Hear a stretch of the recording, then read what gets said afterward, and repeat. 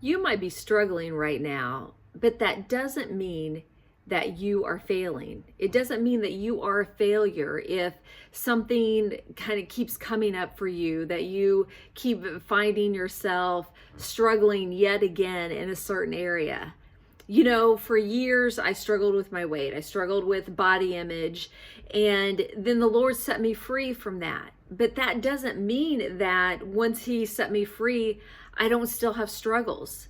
He set me free over 10 years ago from that, and you can read more about that on my website and in the devotionals that I've written. But today, what I want you to know is that even though He set me free and I'm living fit and free, it doesn't mean that those old thoughts don't continue to come up at times, whether it's comparison, whether it's wanting to look for a new diet, or thinking if I could just lose a little bit of weight. But what I have learned is that His grace is sufficient for me. In 2 Corinthians 12, 9 to 10, we read that He says, my grace is sufficient for you, for my strength is made perfect in your weakness. And I've come to learn this one thing, and that is that I believe this struggle is what keeps me on my knees. I am thankful for that struggle, because that is how His grace shows up in me.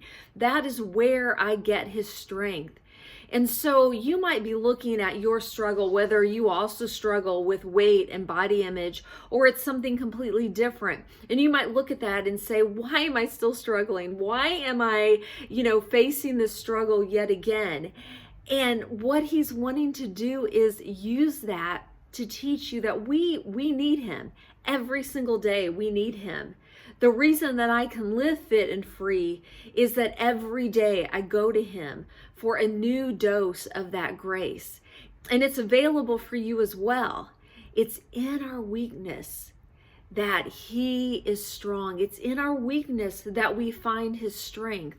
So sometimes, even though I just want this thing to go away, I'm not so sure that it's ever supposed to go away completely. Yes, I need to walk in freedom, and no, I don't need to be looking for diets and gimmicks and quick fixes, and I don't need to be defining myself by a number on a scale and trying to lose weight and all of those kinds of things. But it is still fresh in my mind that I need Him every day. I need to go to His Word to be reminded that I'm fearfully and wonderfully made, to be reminded that I want to do everything, whether I eat or drink, do it all for the glory of God, to be reminded that everything is permissible, but not everything is beneficial. All those things from His Word where I go to, and I allow that to lead me into how to care for my body and to live the life He's entrusted to me. And I know that whatever struggle you have, there are verses and there's encouragement in His Word that you can go to daily to apply to your life and to apply to that area. But I want you to know that if you feel like you're struggling, if you say, here I go yet again, let's shift the way that we look at that and say, this is what keeps me on my knees.